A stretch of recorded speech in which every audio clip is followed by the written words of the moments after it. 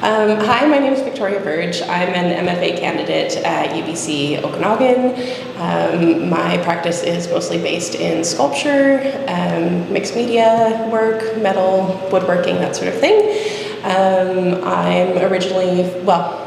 I'm from a few places. I like to say that I'm from Newfoundland more than anything. I do call that home, but I've been here in the Okanagan since 2018, and really excited to be here collaborating on this exhibition. Hi, I'm Zev Tiefenbach. I live currently on unceded Secwepemc territory, also known as Salmon Arm.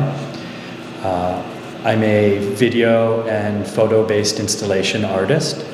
My work deals extensively with the archive and ideas of the autoethnography and trauma and post-Holocaust recovery. Those are some of the main topics that I address or think about or work through in my work. I come from a very political orientation, which is an important part of my work as well, and the way that the work exists is important to me in that way. And just generally as an open idea, I like to think of the gallery as a bit of a laboratory for exploring ideas and examining different questions. So in an exhibition, I just really invite the audience to come in and play and explore and be open to the ideas that we're talking about. So as I said in my introduction, I have a hard time narrowing down where I'm from, and that's because of my father's military service. So us as a family would move every couple of years to different military bases across the country, and that seems to be a reoccurring theme in my work. Something that I tend to explore is our connection to place and our connection to home, land, and how we define that. It's really interesting for me to think about those who have been embedded and situated themselves in a place for a very, very long time, and I like to think about that and our relationship to those places, and how we navigate them and how we identify with a location so intimately, and to be someone who doesn't have a clear connection with one place at all times. That fluidity is something that I think is a little unique. So to explore that and put that in my work is really what I'm attempting to do through these sculptures. So in Chasing the Echoes of Home, the audience is walking by these mechanical houses that have the ability to collapse and rebuild themselves. However, we're listening to the residue of this movement. As you walk by them, you're hearing the sounds that they have made in their lives, and now they're seated and dormant. So that, in a way, I think is exploring my background, and I think there's other people who can attach themselves to this feeling of not having place or belonging, and trying to situate themselves in the world. Perhaps there's these segments of your life that are allocated to certain places, and when that moment is over and you move on to the next one, you can listen to those echoes of these past homes and these past spaces you inhabited and felt belonging in, or didn't. As a starting point, the work is about the time that we live in and how I connect to that time that we live in. I think we live in a time of a lot of fragility, and I think about a lot of the things that are fragile, and those are sorts of things that are documented in this period of 22 months that I've documented. So if I'm thinking about the planet that we live on a very fragile planet. And in the period that these photographs were taken, there were these environmental events that affected us all. And we're living in this time of great environmental fragility and environmental anxiety. So that's embedded in this work throughout. But there's also other ways that I explore fragility, the fragility of my son who had brain surgery during this period, and there's a lot of documentation of that, and it's such a small brain, or the fragility of an ecosystem where in East Van they rock the SkyTrain through a ravine. And it's interesting to think about this fragility of these ecosystems and the recovery of these things. So I'm thinking about all these kinds of different ways that we live in a very fragile world, teetering on the edge of something, it feels like to me. More materially, I'm looking at the archive and our relationship to the archive and our relationship to image making and the archive. So we live in an age now where almost all of us carry around with us on our person a personal archive of photographs, sometimes thousands, tens of thousands. I think if most of us just went into our back pocket and pulled out our phone, we'd see that we've got 20, 30,000 photographs that we carry around with us at all times. So I'm really interested in this idea of how widespread and massive photography has gotten in our ethos, in our world that we live in, how much we document our lives and create these marks, these very digital marks, and that are massively expansive. We all have that, we all do that. And so why are we, and what do we hope to achieve by documenting our lives so extensively? And I do it too. And I'm part of the same language and same vocabulary of wanting to try to capture something, to hold on to something.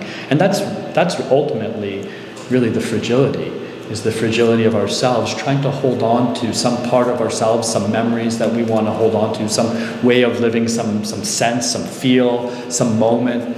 And that's the fragility of trying to live beyond where we are right now, try to hold on to some part of something that's special to us.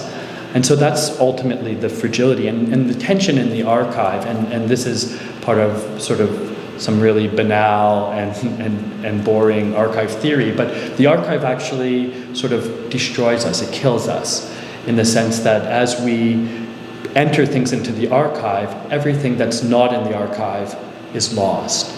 It vanishes, and then we only have as reference points those nodes in the archive that remain. Everything else vanishes and disappears.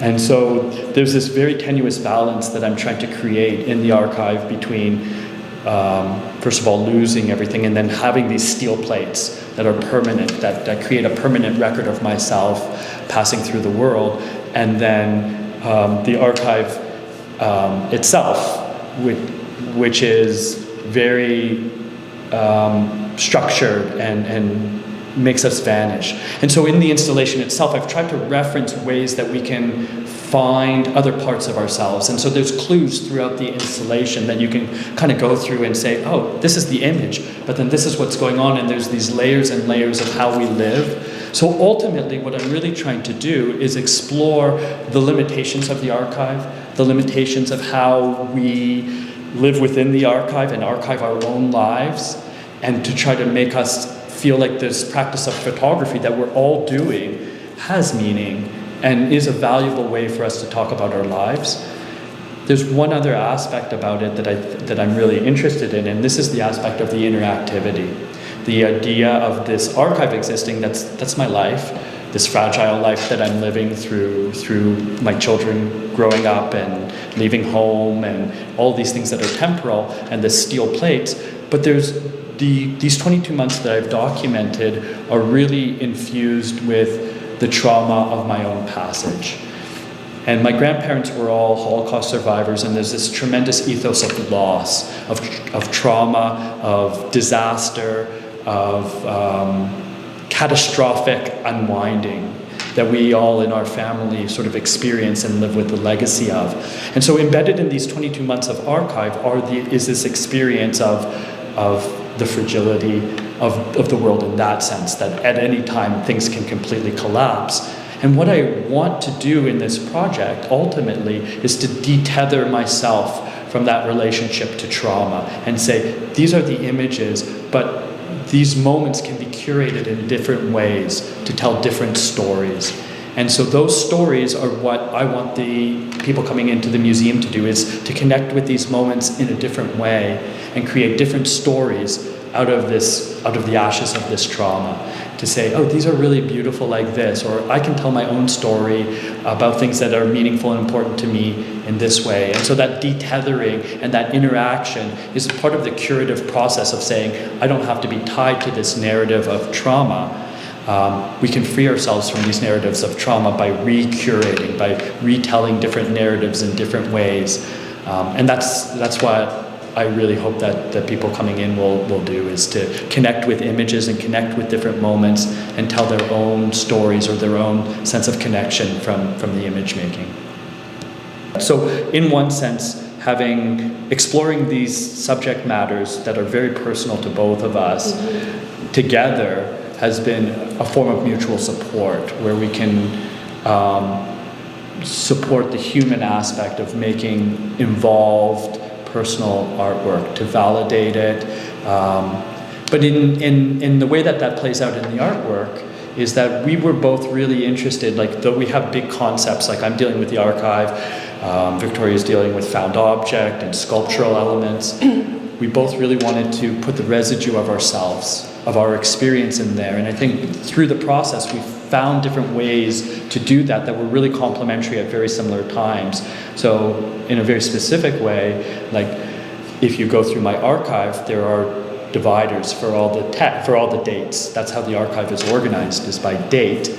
But then it felt really important for me to put little anecdotes and stories in there. And that's the residue of me passing through, and that you can connect those back to the images and create this sense of layeredness, that it's not just these images and this archive, but this very, very human experience of passage. And in a very similar way, at a very similar moment, Victoria also made this decision to create this residue of sound.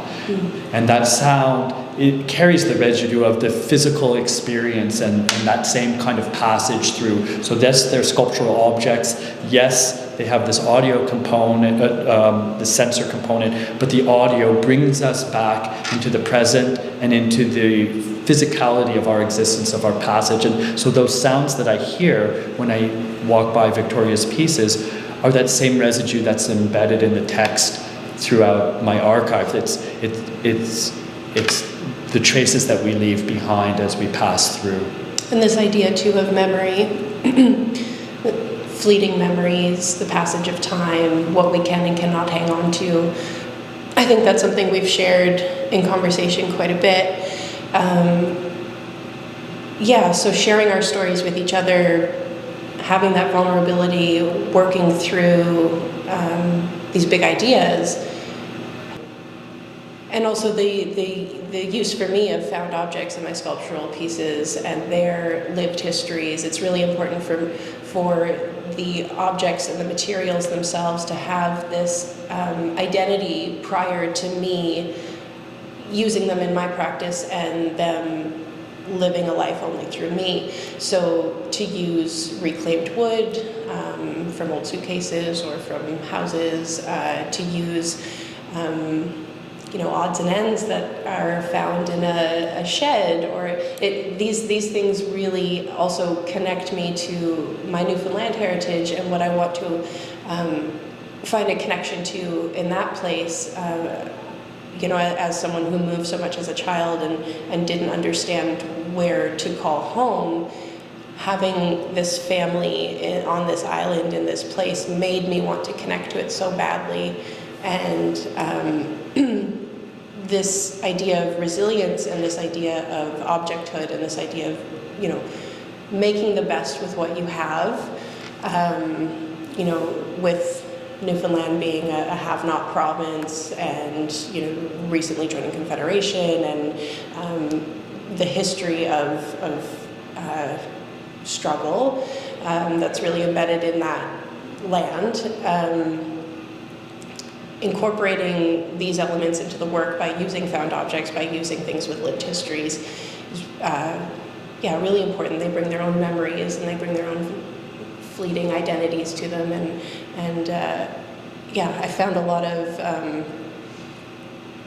confidence in doing that through just, going over that over and over again in our studio practice and communicating in that way. And I think also we have complementary skill sets, when it comes to just identifying aesthetics, what works, what doesn't work, being able to collaborate and toss out ideas and say, yeah, that works, or no, that's terrible, or let's rethink that. I think it's just, it's a complementary dynamic in a way.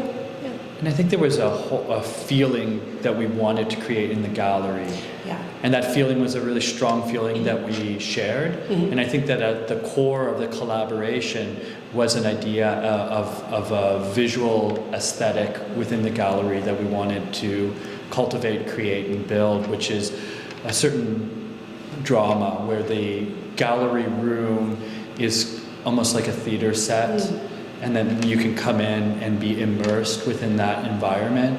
And so it made for us, all the discussions and decisions we had about our work sort of conform to this idea of it. And so when you walk into the gallery, I think our hope is that you walk into an altered space, mm-hmm. that you have a feeling that you're coming into a world that's a little bit different, mm-hmm. that things are a little bit off kilter, that the archive itself has its own sense of space, that you're coming into our world.